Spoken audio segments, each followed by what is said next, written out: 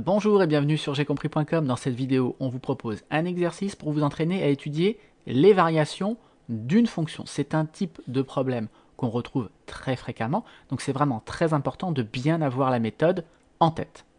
Ici donc, on vous donne une fonction f qui est un polynôme du troisième degré, une fonction avec des x au cube, des x au carré, des x et puis des constantes. C'est les fonctions qu'on retrouve le plus souvent et on vous demande donc de dresser le tableau de variation sur R, c'est-à-dire sur l'intervalle moins l'infini plus l'infini.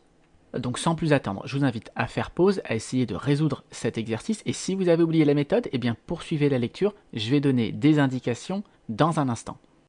Bien, allez tout de suite, quelques indications pour vous aider. Donc quand on vous demande les variations d'une fonction, il faut bien avoir le plan, la méthode en tête. Et d'ailleurs, souvent, dans les exercices, vous aurez des questions intermédiaires pour chacune des étapes de cette méthode.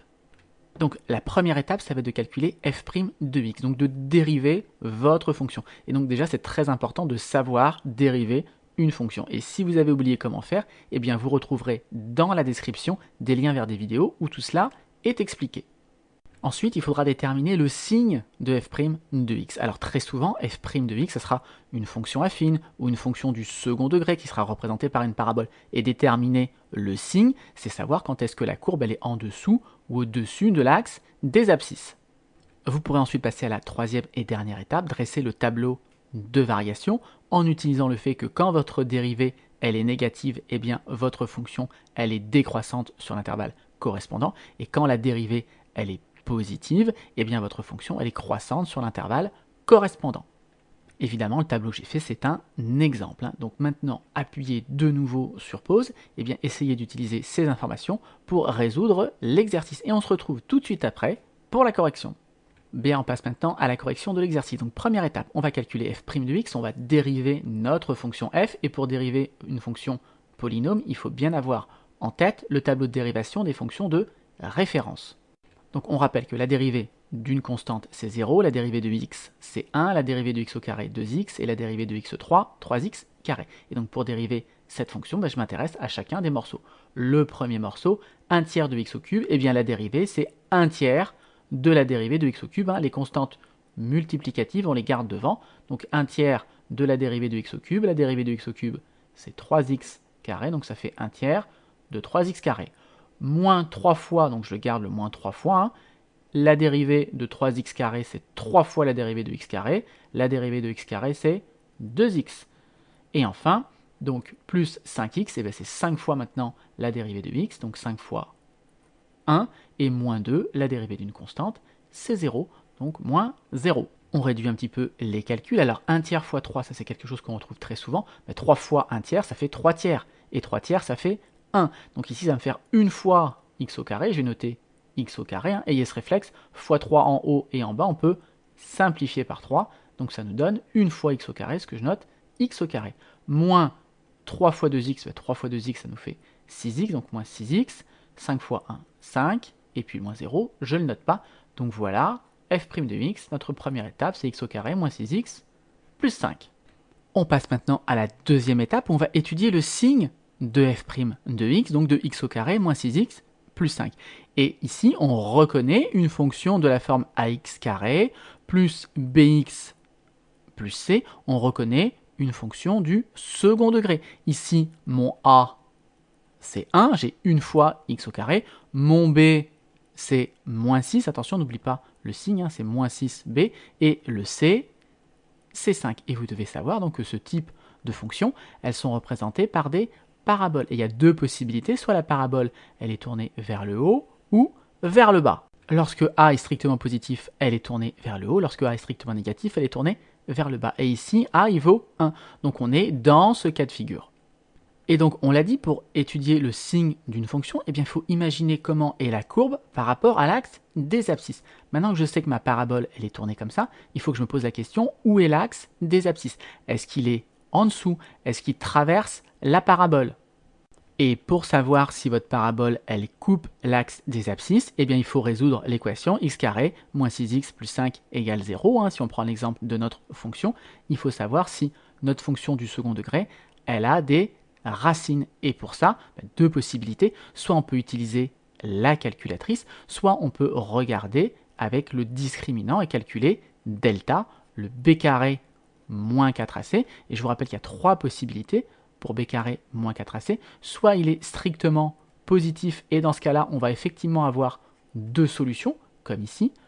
Soit le discriminant il est égal à 0 et dans ce cas-là, on aura une seule solution. Dans ce cas-là, votre parabole elle touchera juste l'axe des abscisses. Soit le discriminant il va être négatif et dans ce cas-là, il n'y aura pas de solution et donc l'axe des abscisses il sera sous votre parabole ici. Alors on va faire les calculs, mais on va commencer par regarder ce qu'on va obtenir à l'aide de la calculatrice. Donc je vais aller dans le menu équation ici.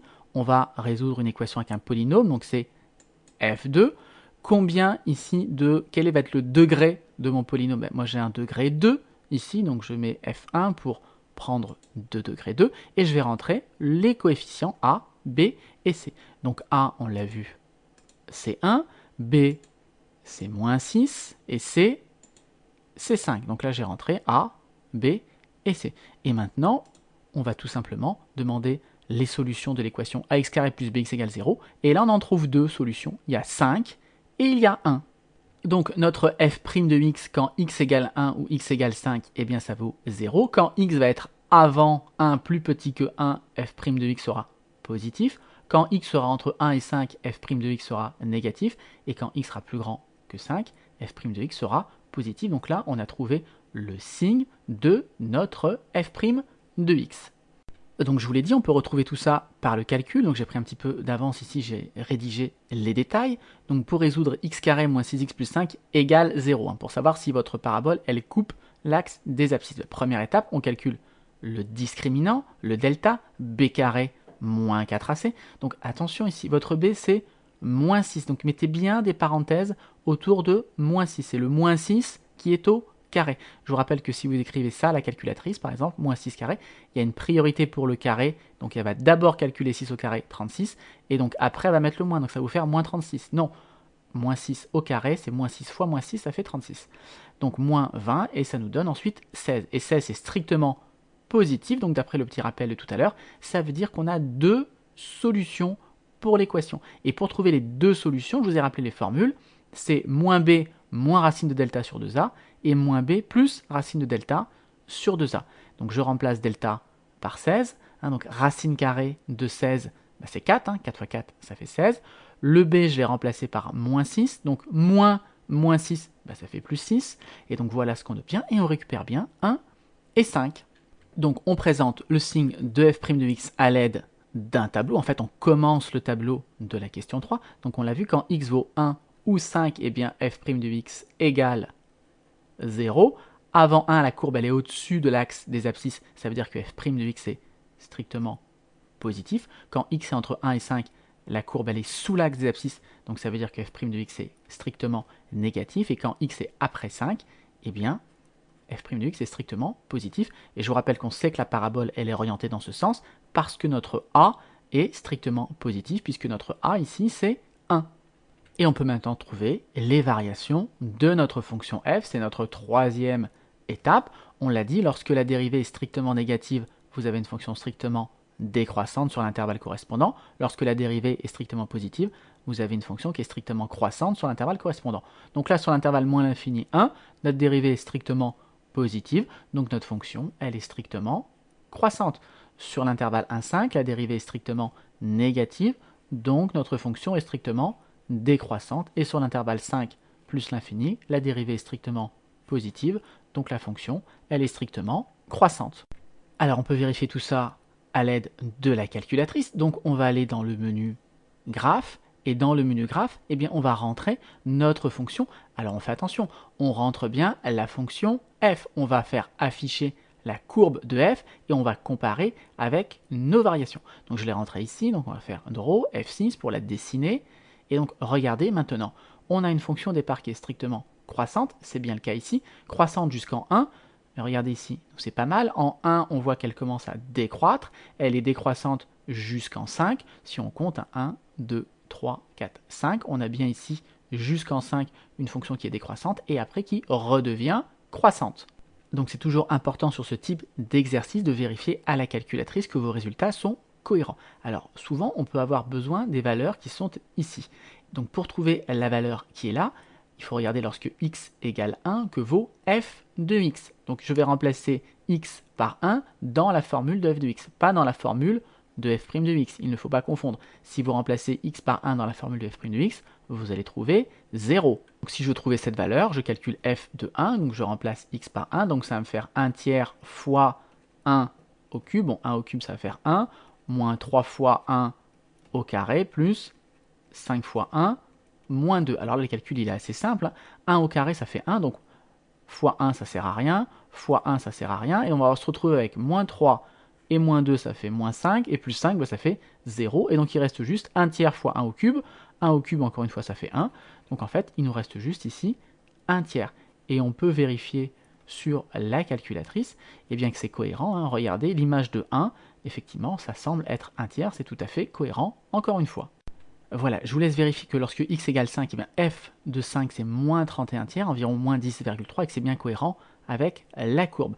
Voilà, cette vidéo est maintenant terminée. J'espère qu'elle vous aura permis de bien comprendre la méthode pour étudier les variations d'une fonction. Et comme d'habitude, si vous avez apprécié cette vidéo, n'hésitez pas à la partager et à la liker.